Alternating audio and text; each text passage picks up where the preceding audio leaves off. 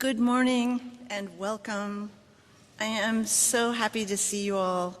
I will say that one of the outcomes of the last few years is that seeing people in person, it does not get old. I wonder if 20 years from now we'll still have that sense that this is precious.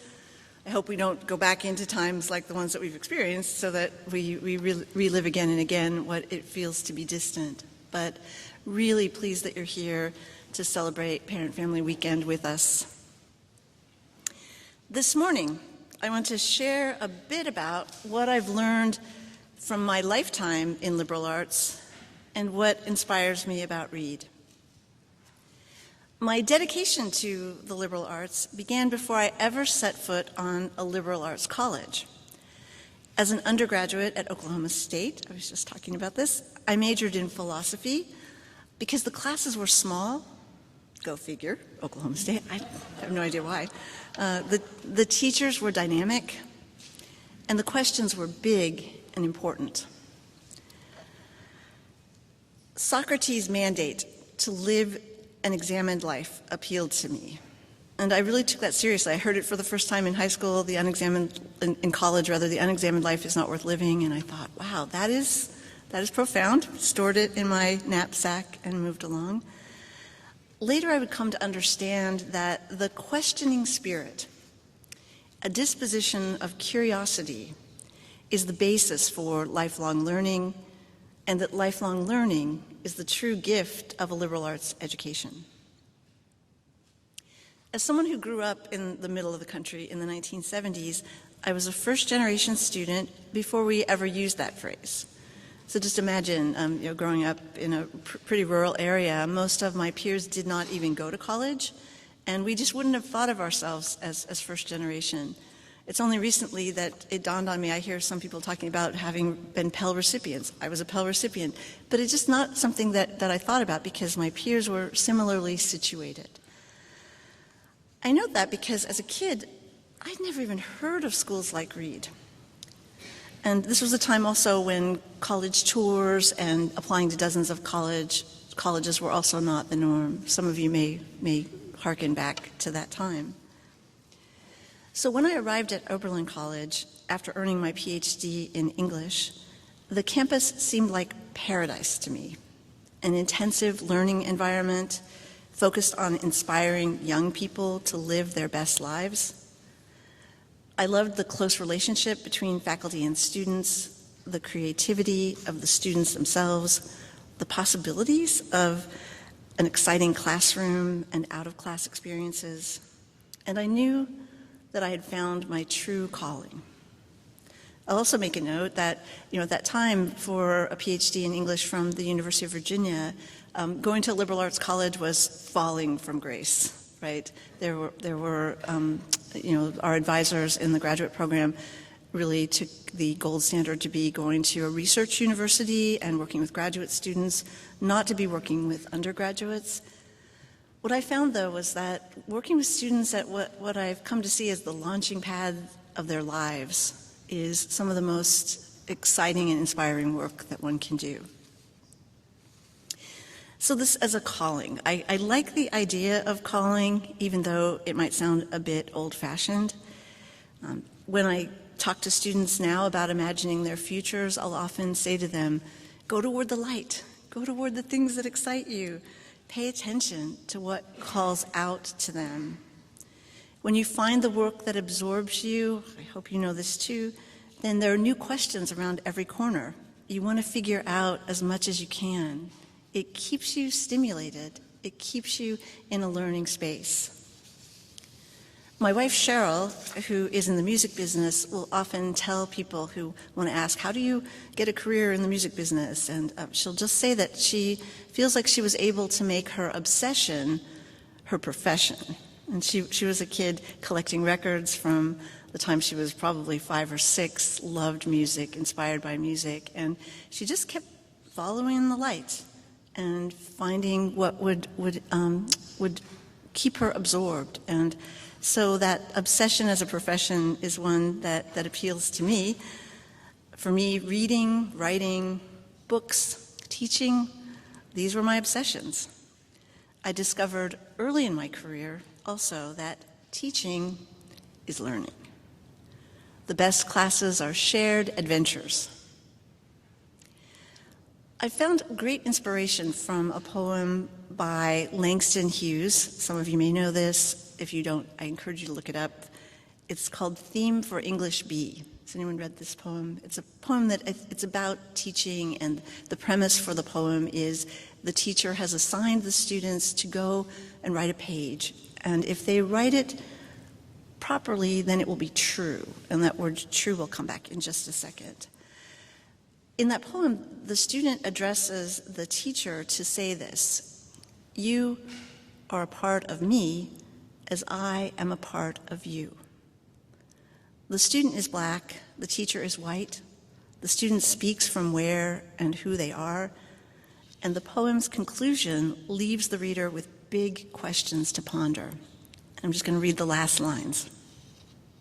And this is coming from the student's voice. "Sometimes, perhaps, you don't want to be a part of me, nor do I often want to be a part of you. But we are. That's true. As I learn from you, I guess you learn from me, although you're older and white and somewhat more free." There are questions embedded in this conclusion, right? The hesitancy of the I guess you learn from me. Hopeful, perhaps, that the teacher actually does see and learn from the student, maybe a little challenging. The phrase somewhat more before free reflects on age, race, and the context and systems that make freedom a relative concept. Again, it's not a very long poem. I highly recommend it. Theme for English B. This kind of connectedness expressed by Hughes between the teacher and the student extends out in many directions here at Reed. And I'll note we have brilliant faculty here who inspire our students to want to do research with them and their own research for their thesis projects, to do creative work, so that sense that connection is one that goes from the faculty to the students is something we say here, that research is teaching is research.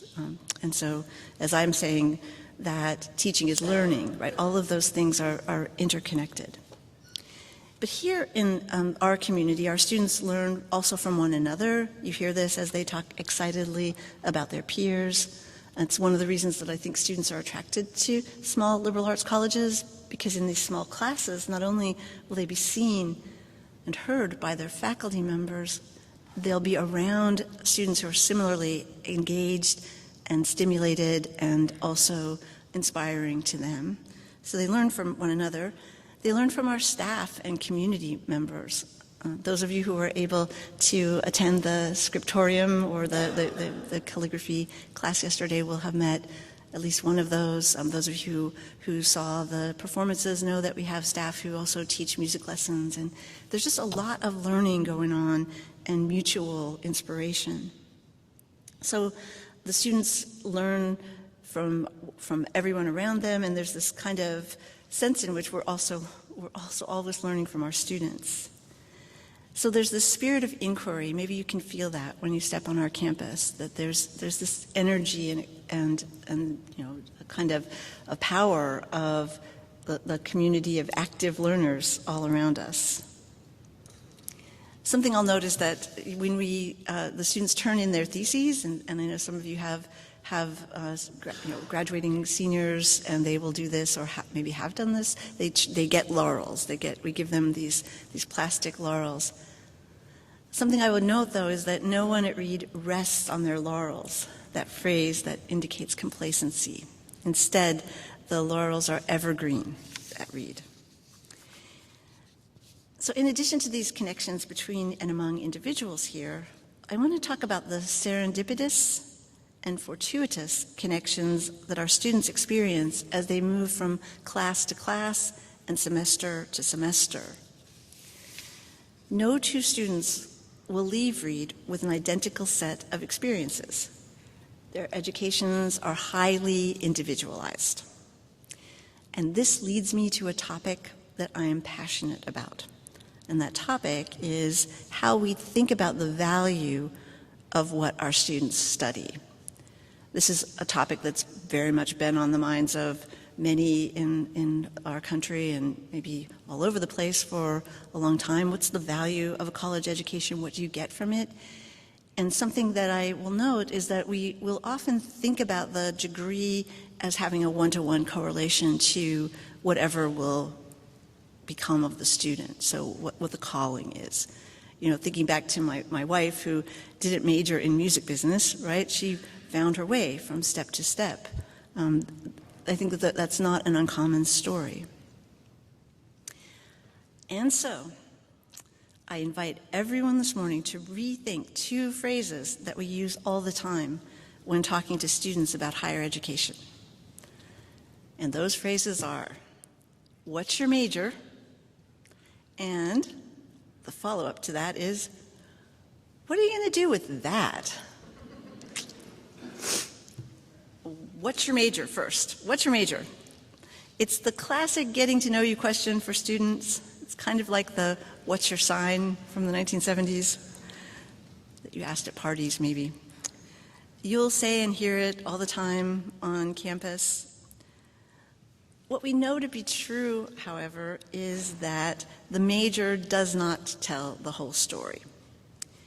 Majors are not destiny, especially not in the 21st century when we know that new types of jobs are being invented on a regular basis and that seemingly safe, established career paths require flexibility and adaptability like never before. And that adaptability was very much on view in the last years when, regardless of where we were in our careers, what kind of profession we had, we all had to adjust to a reality that was nothing like what we had known before when we were trying to protect ourselves and one another from this raging pandemic around us. So this question, what's your major? It's not about the major. It's about learning. Here at Reed, we believe that the future belongs to learners and that learning is not only a classroom practice, it's a way of life. We say often, and I believe this, that the world needs more Reedies, and it does. We need your students to graduate, to find their path, and to make a real difference in this world around us. If you're a learner, you're curious. You ask questions. You know how to respond to change and to new circumstances. Plus, you have a rich inner life, and this is not a small thing. You have a rich inner life and resources, and will be able to find even better conversation starters than what's your major. My hope is that you'll start asking everyone, student or not, what are you learning? Which brings me to that second question, which is, what are you going to do with that? Very common, you've done this, I've done it, maybe, I don't know. It's just in the water.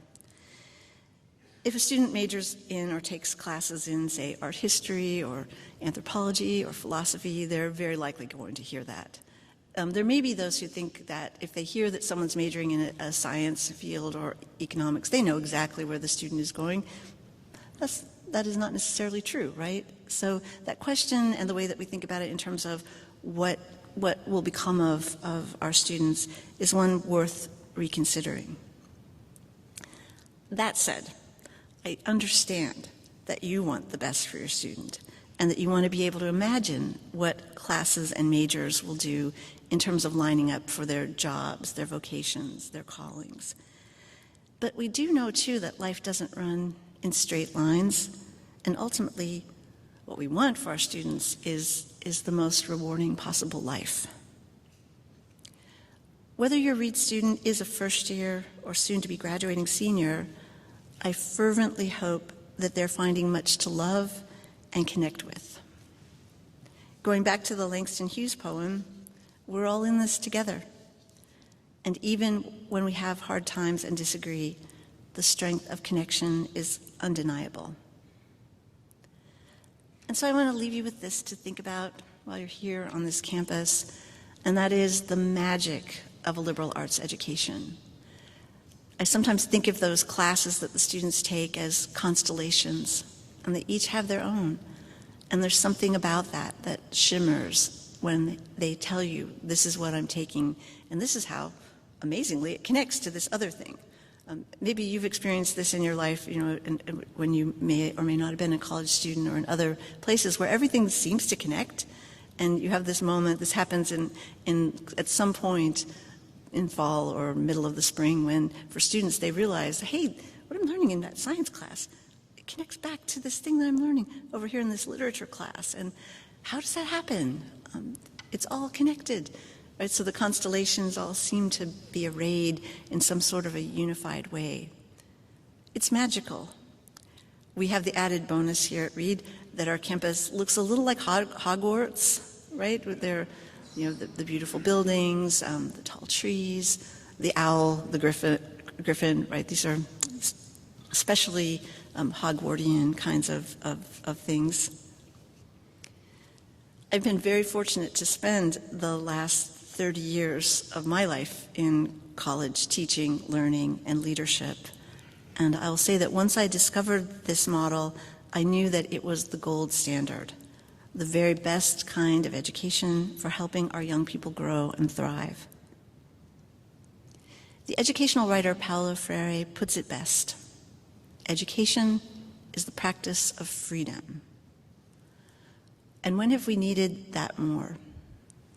We're talking a lot these days about protecting democracy, and what democracy means is to be able to exercise freedom and to be able to think critically, to question leadership, to have your voice. And so what we're doing here has maybe never been more important in my lifetime. I want to note that your students inspire me on a daily basis, and I cannot wait to see what they do with their Reed education. I'm grateful to all of you for being part of the Reed community, and many thanks. So I will be around for a little bit up here. I won't be taking formal questions, but happy to chat with people, and I hope that you have a really wonderful parent-family weekend, and it's good to be part of this Reed family with you. Thanks so very much.